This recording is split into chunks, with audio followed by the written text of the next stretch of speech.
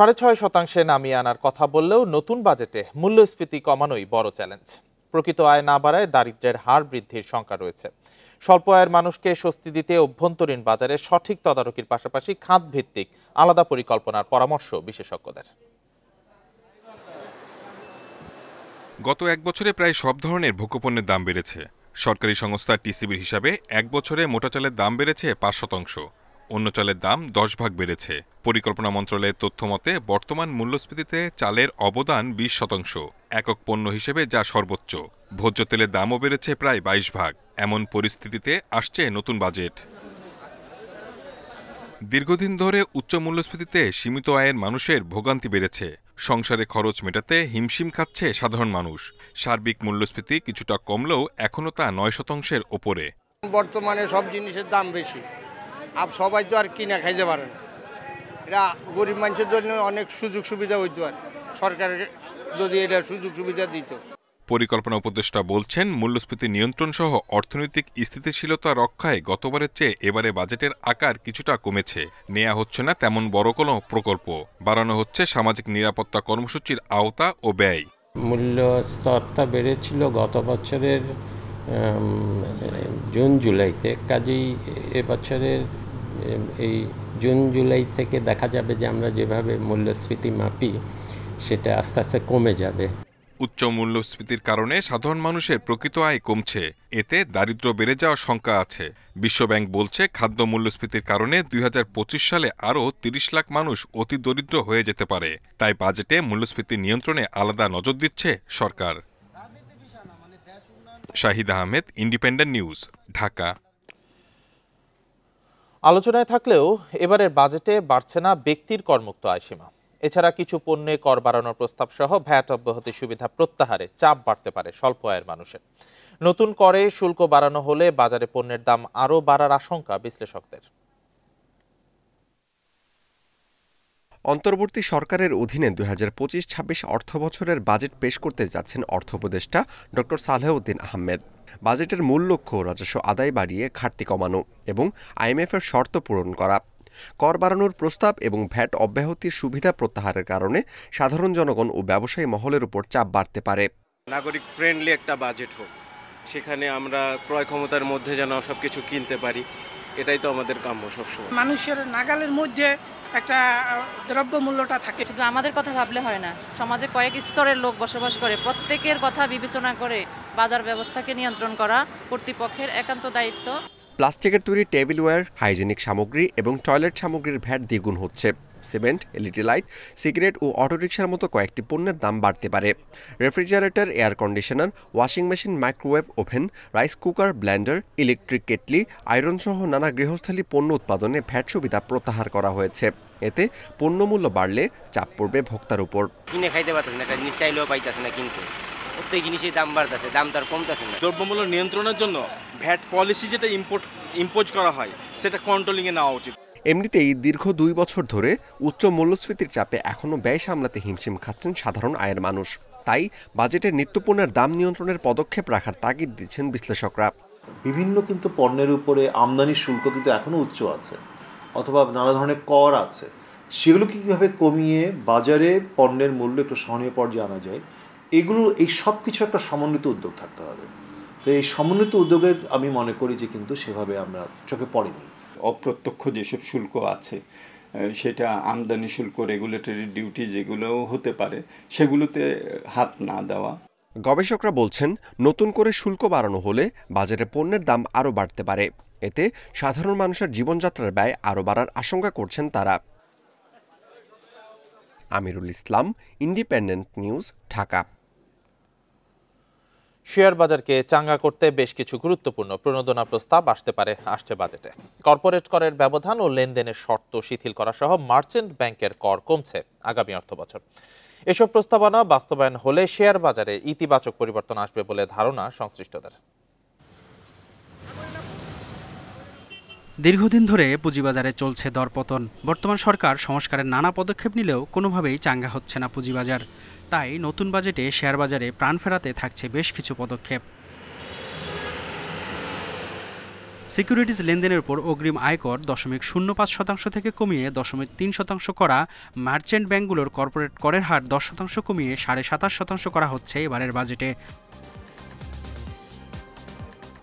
Share বাজারে তালিকাভুক্ত নয় এমন কোম্পানির ক্ষেত্রে 2.5% বাড়িয়ে কর্পোরেট কর 27.5% করা হতে পারে। তালিকাভুক্ত কোম্পানির জন্য 20% কর্পোরেট কর অব্যাহত থাকছে।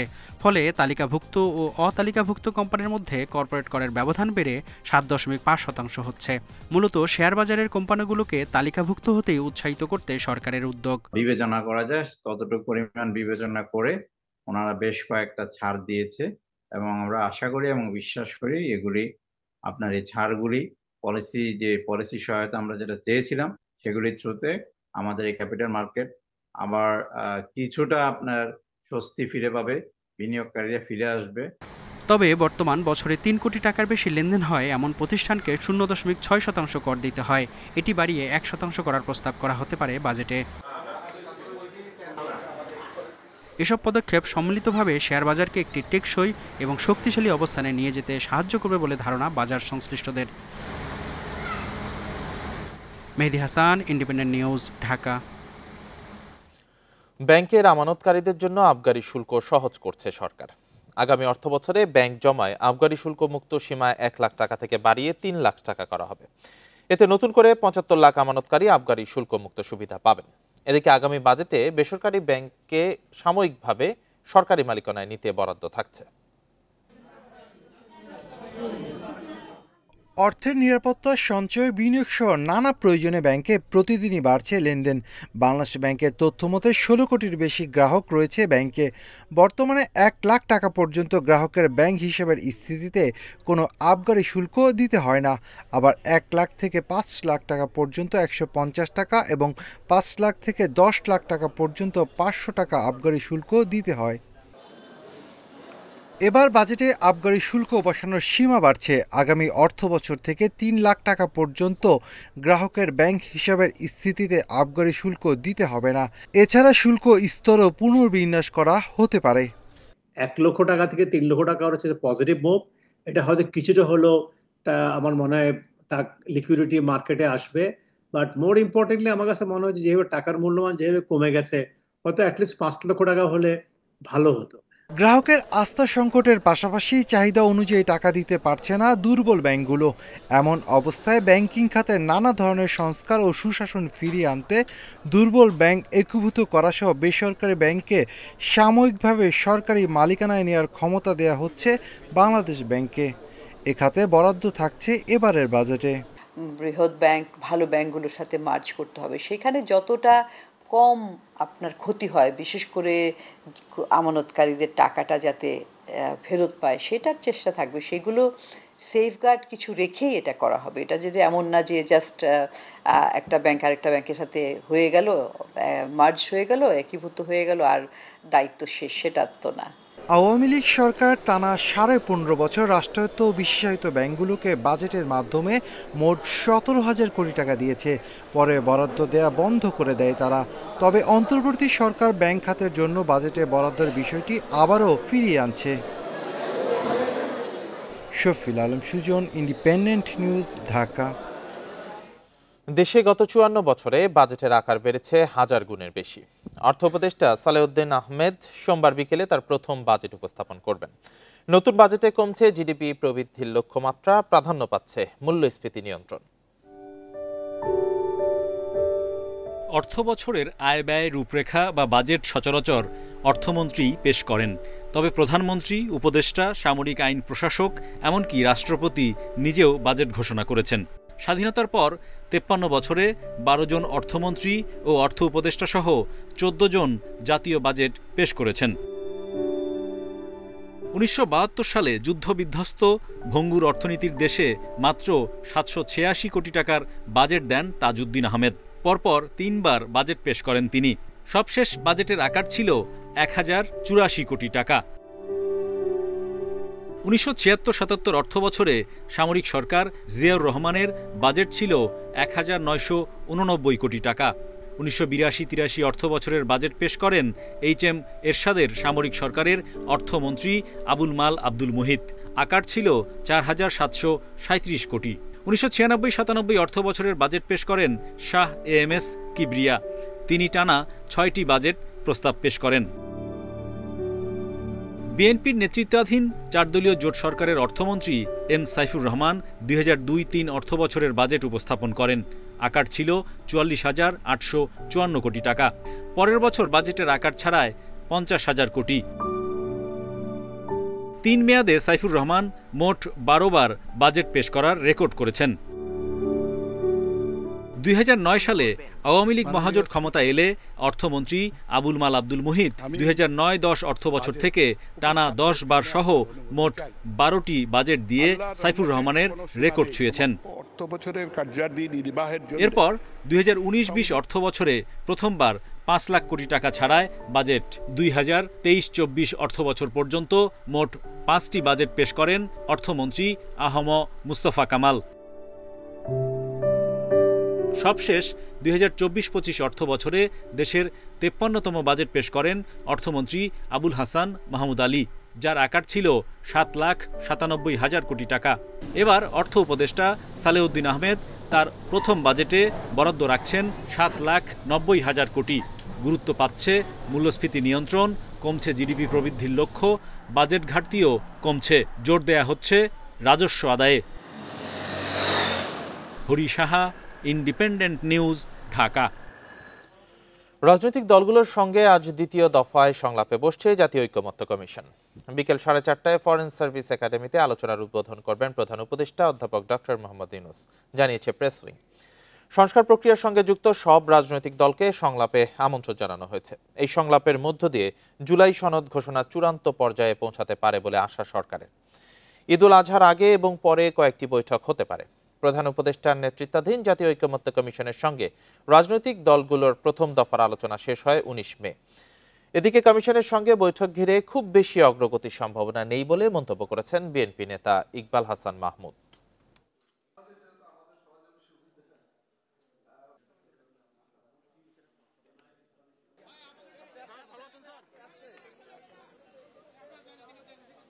ওনারা যে কোশ্চেনের আমরা উত্তর দিয়েছি, যেগুলোতে আমরা অ্যাগ্রি করেছি সেগুলোতে টিক মার্ক দিয়েছি, যেগুলোতে অ্যাগ্রি করি নাই সেখানে আমরা ফুটনোট দিয়ে দিয়েছি। সুতরাং এখানে নতুন কি আলোচনা হয় আমি জানি। মিটিং তো অনেকগুলো হয়েছে, আশাবাদী কিছু তো পাওয়া যায় নাই।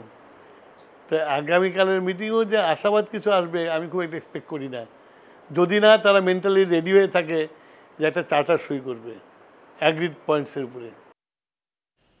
শুধু বিএনপি নয়, 52টি রাজনৈতিক দল ডিসেম্বরেই নির্বাচন চায় বলে দাবি করেছেন বিএনপির স্থায়ী কমিটির সদস্য খন্দকার মোশাররফ হোসেন। এদিকে অন্তর্বর্তী সরকারের উপদেষ্টা পরিষদে ছাত্রদের রাখা বিরাট ভুল হয়েছে বলে মন্তব্য করেন আরেক নেতা হাফিজউদ্দিন আহমেদ। রোববার জাতীয় প্রেস ক্লাবে আলাদা আলোচনা সভায় এসব কথা বলেন নেতারা। শহীদ রাষ্ট্রপতি জিয়াউর রহমানের শাহাদাত বার্ষিকী উপলক্ষে জাতীয় প্রেস ক্লাবে আলোচনা সভার আয়োজন করে মুক্তিযোদ্ধা দল। এতে বিএনপির স্থায়ী কমিটির সদস্য অবসরপ্রাপ্ত মেজর হাফিজউদ্দিন আহমদ বলেন, ছাত্রদের ভুল পথে পরিচালিত করেছে অন্তর্বর্তী সরকার। এই লড়াকু ছাত্রদেরকে ভুল পথে পরিচালিত করেছে বর্তমানের এই উপদেষ্টা পরিষদ। এই উপদেষ্টা পরিষদ তারা এই ছাত্রদেরকে লাইসেন্স দিয়ে দিয়েছেন। 2-3 জন যারা উপদেষ্টা পরিষদে ছিল মন্ত্রীর মর্যাদায়, তাদের বিরুদ্ধেও দুর্নীতির অভিযোগ এসেছে। এতে করে দেশের ক্ষতি হলো, তাদের ক্ষতি হলো। এই ছাত্রদেরকে উপদেষ্টা করা একটা বিরাট ভুল হয়েছে। শাহাদাত বার্ষিকীর আরেক আলোচনা সভায় ডিসেম্বরে নির্বাচনের পক্ষে বিএনপির অবস্থান তুলে ধরেন বিএনপির স্থায়ী কমিটির সদস্য খন্দকার মোশাররফ হোসেন। নির্বাচন নিয়ে জাপানে প্রধান উপদেষ্টার বক্তব্যে বিএনপি হতাশ হয়েছে বলেও মন্তব্য করেন তিনি জাপানে গিয়ে যে বক্তব্য রেখেছেন এতে আমরা হতাশ বলে বিদেশে গিয়ে বলছে শুধুমাত্র বিএনপি নির্বাচন চায়, এটা সঠিক না। 52টি দল একত্রিত হয়ে নির্বাচন ডিসেম্বরে চায় এবং সেই দলগুলোর নাম, নেতাদের নাম, তাদের বক্তব্য পত্রিকায় প্রকাশ হয়েছে। ডিসেম্বরের মধ্যে নির্বাচন দিলে সরকার সম্মানের সঙ্গে বিদায় নিতে পারবে বলেও মন্তব্য করেন খন্দকার মোশাররফ হোসেন। Jahanara Parvin, independent news, Dhaka. রাজধানীর যাত্রাবাড়িতে পাওনা টাকা চাওয়ায় খালাতো বোনের স্বামীর হাতে খুন হয়েছেন এক ব্যবসায়ী। রোববার রাত 10:30টার দিকে টাকা চাইতে গেলে স্ত্রীর সামনে ইয়াসিনকে বটি দিয়ে আঘাত করে আত্মীয় আলামিন। ঘটনাস্থল থেকে হামলাকারী সহ বাসার 3 জনকে আটক করেছে পুলিশ। হত্যার ঘটনায় মামলা দায়ের প্রক্রিয়াধীন রয়েছে। আমার 2টা সন্তান, মাত্র বাপটাকে ছোটটাই 17 মাসের বাচ্চা, এখনো জানে না বাপ আছে নাকি নাই। এভাবেই অশ্রুসিক্ত চোখে ও রক্তমাখা হাতে ঘটনার বর্ণনা দিচ্ছিলেন নিহতের স্ত্রী শারমিন আক্তার। আল্লাহ, এই আসামির আমি ফাঁসি চাই 4 জনের। খালাতো বোনের স্বামী আলামিনের কাছে ভাতের হোটেল বিক্রি করেছিলেন ব্যবসায়ী ইয়াসিন। সেটির বকেয়া 10,000 টাকা চাইতে গিয়ে রোববার রাতে খুন হন তিনি। 10,000 টাকা কইছে, হেরে দেওয়ার কথা কয় আমি এখন দিতে পারব না। তো কয় এখন দিতে পারব না, আপনি তো আমার ডেট অনেকটি দিয়েছেন। হ্যাঁ, কয় পারলে তাহলে বাড়িওয়ালার আপনি চাবি লই আপনি দোকান চালান, কয় তাহলে আপনার বাড়িওয়ালার চাবি টাবি দিয়ে দেন। ইয়াসিনের স্ত্রী বলেন, তারা দুজন মিলে পাওনা টাকা চাইতে আলামিনের বাসায় গেলে কথা কাটাকাটি শুরু হয়। এক পর্যায়ে একটি ধারালো বটি দিয়ে তার স্বামীর গলায় আঘাত করে আলামিন। হ্যাঁ, স্ত্রী চিল্লাইতাছে আর আমার হাজবেন্ডে দৌড়ে এটা ধইরা খালি বাইরে হইতাছে। তো শারমিন, তুই আমার হসপিটালে নে, হ্যাঁ আমার নিয়ে আমার রক্তটা বন্ধ করে, এই কথা কয়ে এই লুটটা পড়ছে। আমি ওরা ধরতে যাবো, এর ভিতরে ওর হাজবেন্ডটা আসতে আসতে আমার মারণের লেগে। গুরুতর আহত ইয়াসিনকে ঢাকা মেডিকেল কলেজ হাসপাতালে নিলে কর্তব্যরত চিকিৎসক তাকে মৃত ঘোষণা করে। ঘটনার সত্যতা নিশ্চিত করে ওয়ারী বিভাগের সহকারী পুলিশ কমিশনার নাসির উদ্দিন জানান, তদন্ত শেষে হত্যার বিষয়ে বিস্তারিত জানা যাবে। দোকানদার 3 মাস আগে তার যে ভিকটিম মারা গেছে, তার বউর খালাতো ভাই তার ছিল, তার থেকে কেনা মানে নিচ্ছে টাকা লেনদেন করছে। 10,000 টাকা মতো হিসাবের গন্ডগোল আছে। এটা নিয়ে তদন্ত দিয়া মানে সে মারা গেল। ইয়াসিনের মৃত্যুতে পিতাহারা তার 2 সন্তান। স্বামীর হত্যাকারীর সর্বোচ্চ শাস্তির দাবি শারমিন আক্তারের। Sajjad Hossain, independent news, Dhaka. নরসিংদীতে নারী যাত্রী ধর্ষণের মামলায় রাইড শেয়ারের মোটরসাইকেল চালক শাহ পরানকে গ্রেপ্তার করেছে পুলিশ। রোববার সিনিয়র জুডিশিয়াল ম্যাজিস্ট্রেট মেশকাত ইসলামের আদালতে হাজির করার পর ভুক্তভোগী নারীকে ধর্ষণের কথা স্বীকার করে জবানবন্দি দেয় আসামি। এর আগে শনিবার রাতে কেরানীগঞ্জে শাহ পরানকে গ্রেপ্তার করে পুলিশ। পুলিশ জানিয়েছে 28 মে বিকেলে রাজধানীর মিরপুর 12 নম্বর থেকে শ্যামলী যেতে রাইড শেয়ারের মোটরসাইকেলে ওঠেন ভুক্তভোগী নারী, কিন্তু তাকে গন্তব্যে না নিয়ে রাত 9টার দিকে নরসিংদীর পলাশের নির্জন স্থানে নিয়ে গিয়ে ধর্ষণ করেন শাহ পরান। ওই নারীর কাছে থাকা নগদ অর্থ ছিনিয়ে নিয়ে হত্যার হুমকি দিয়ে বিকাশের মাধ্যমে পরিবারের কাছে থেকে অর্থ আদায় করে পরান। 999-এ ফোন পেয়ে তাৎক্ষণিক ওই নারীকে উদ্ধার করে হাসপাতালে ভর্তি করে পুলিশ। 29 মে শাহ পরানকে প্রধান আসামি করে অজ্ঞাত 2 জনের নামে মামলা করেন ভুক্তভোগী নারী। সক্রিয় মৌসুমী বায়ুর প্রভাবে সোমবার পর্যন্ত সারা দেশেই বৃষ্টি হতে পারে। এ সময় কোথাও কোথাও ভারী থেকে অতি ভারী বৃষ্টিরও শঙ্কা রয়েছে। আবহাওয়া অধিদপ্তরের তথ্যানুসারে আজ রংপুর, চট্টগ্রাম, সিলেট সহ 9 জেলার দক্ষিণ পূর্ব দিক দিয়ে ঘন্টায় 45 থেকে 60 কিলোমিটার বেগে ঝোড়ো হাওয়া বয়ে যেতে পারে। এসব এলাকার নদীবন্দরে 1 নম্বর সতর্ক সংকেত জারি রয়েছে। সারা দেশে দিন এবং রাতের তাপমাত্রা প্রায় অপরিবর্তিত থাকবে।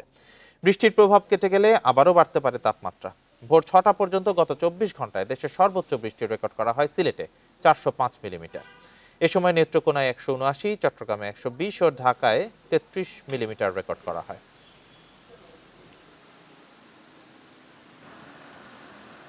আজকেও বৃষ্টি হবে, বিশেষ করে ঢাকা সহ উত্তর পূর্ব অঞ্চল, ময়মনসিংহ, রংপুর এবং চট্টগ্রাম, এইসব জায়গাতে 24 থেকে 48 ঘন্টা ভারী থেকে মাঝারি ধরনের ভারী বর্ষণ হতে পারে।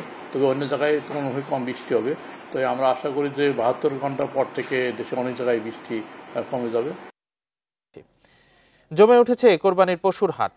ক্রেতা বিক্রেতাদের উপস্থিতিতে চলছে দেশি গরু ও ছাগল বেচাকেনা। প্রাকৃতিক উপায়ে কোরবানির পশু মোটা তাজাকরণ করছে খামারিরা। হাটে তুলনামূলক ক্রেতা কম থাকায় চিন্তায় খামারিরা। শেরপুরের নকলায় জমে উঠেছে পাঁচকা কোরবানির পশুর হাট। ছোট, মাঝারি ও বড় আকৃতির পশু নিয়ে হাটে আসছেন খামারিরা।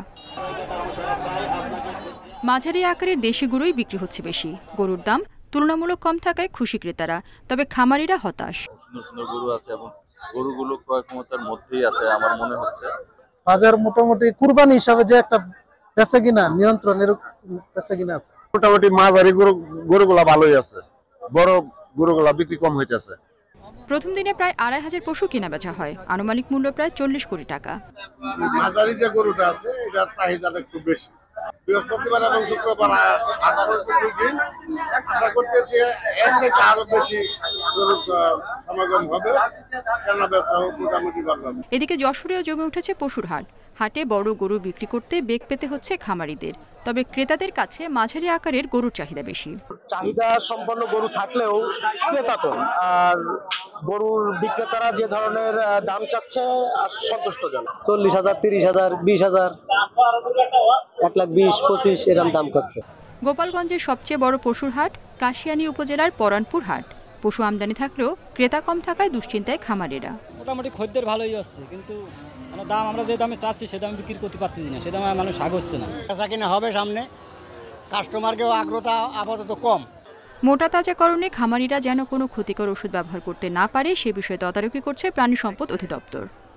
সুন্দরভাবে আমাদের পরামর্শ মতো সাধারণ খাবার খাওয়ায়ে তারা এই গরুগুলো তৈরি করছে। কুরবানির হাটে আমরা মেডিকেল টিম থাকবো, যা সেই সময় যাতে তাদের এই গরুগুলো বিক্রি করার সময় কোনো রকম তারা বিপদের সম্মুখীন না হয়। জেলা স্থায়ী অস্থায়ী মিলিয়ে 15টি হাট বসতে শুরু করেছে। কোরবানিতে 37,000 পশুর চাহিদার বিপরীতে 40,000 পশু প্রস্তুত রেখেছেন জেলার খামারিরা। Reshma Nandi, independent news.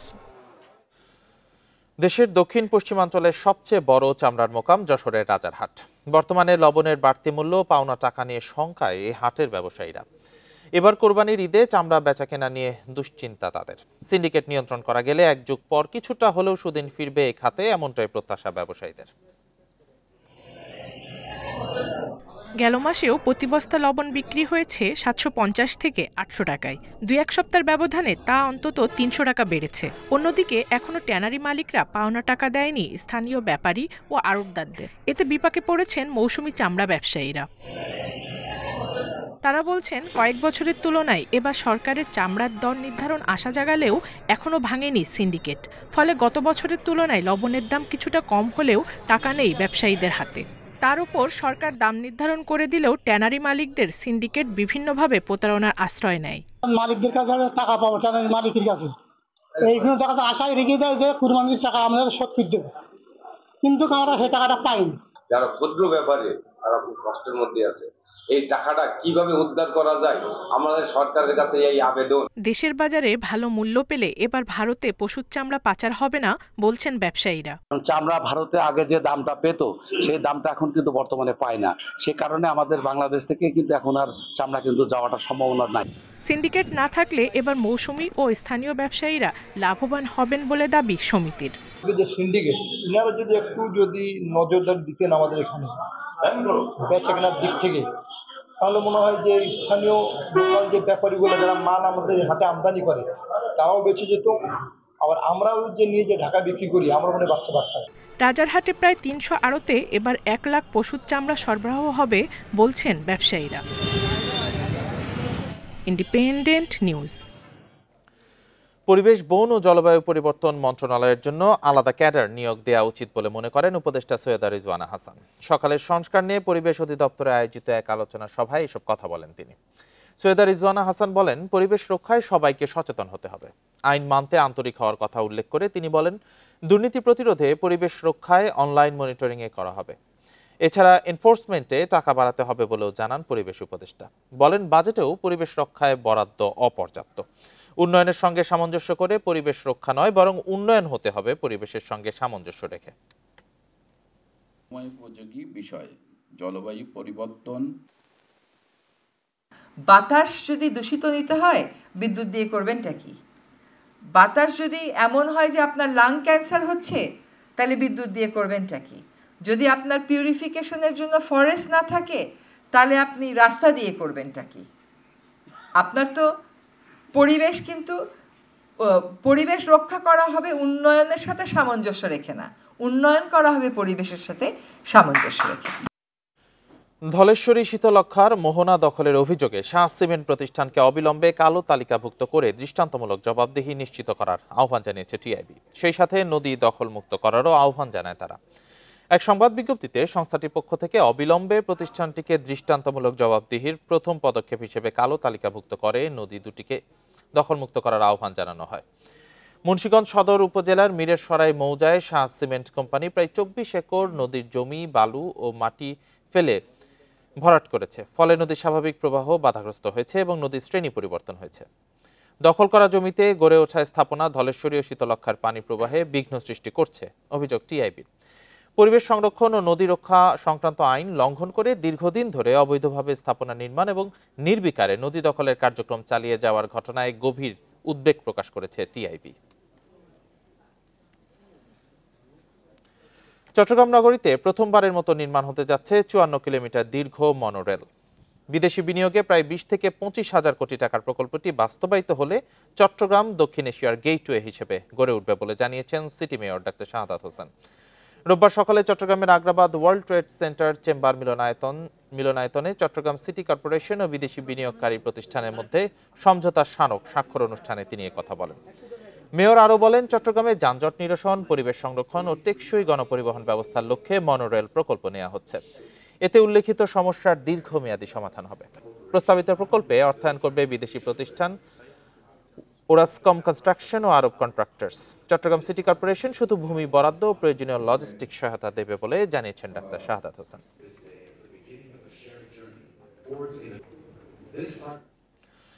বৃষ্টিপাত বাড়ার সঙ্গে সঙ্গেই ভাঙনের কবলে পড়েছে সাতক্ষীরা, জামালপুর ও হবিগঞ্জের নদীপাড়ের মানুষ।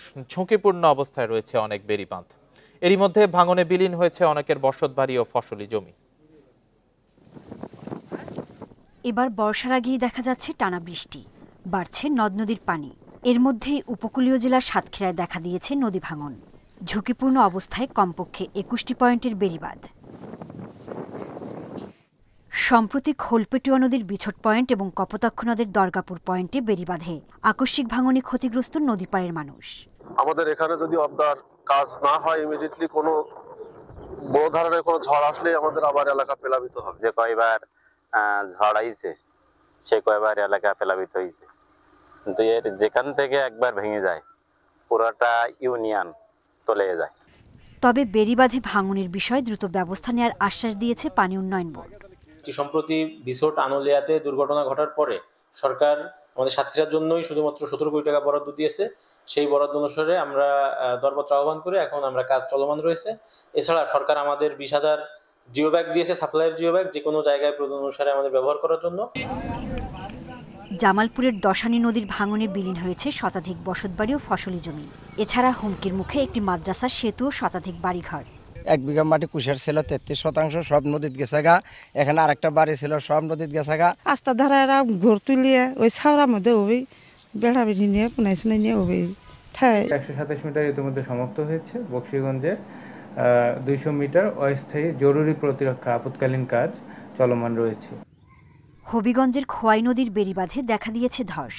ভাঙন আতঙ্কে 3 ইউনিয়নের প্রায় 15টি গ্রাম। সোহেলি জাহান, ইন্ডিপেন্ডেন্ট নিউজ। বগুড়ায় যমুনা নদীর ডান তীর রক্ষার কাজ নিয়ে এলাকাবাসী ও পানি উন্নয়ন বোর্ড কর্মকর্তারা মুখোমুখি অবস্থানে।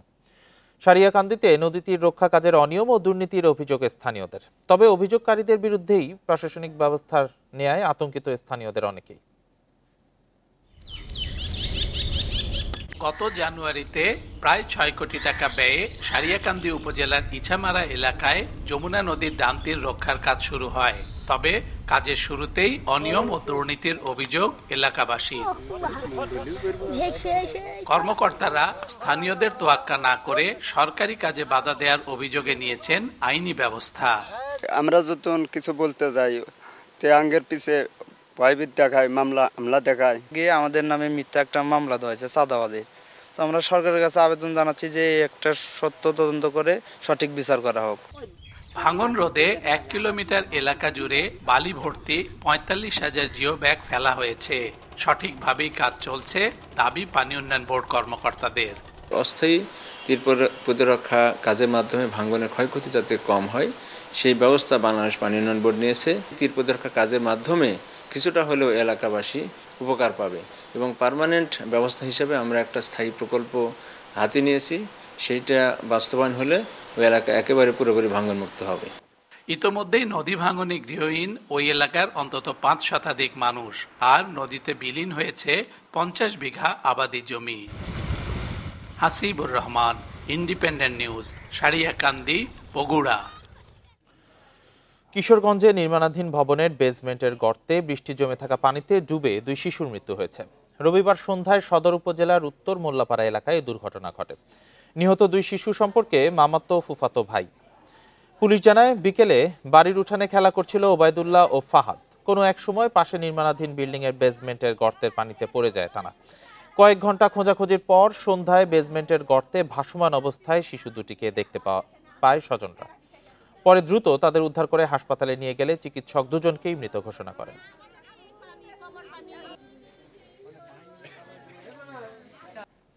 আর এই ছিল এখনকার সংবাদে। ইন্ডিপেন্ডেন্ট টেলিভিশনের সব খবর আরো বিস্তারিত জানতে চোখ রাখুন ফেসবুক, ইউটিউব, এক্স। এতক্ষণ যারা সাথে ছিলেন ধন্যবাদ সবাইকে।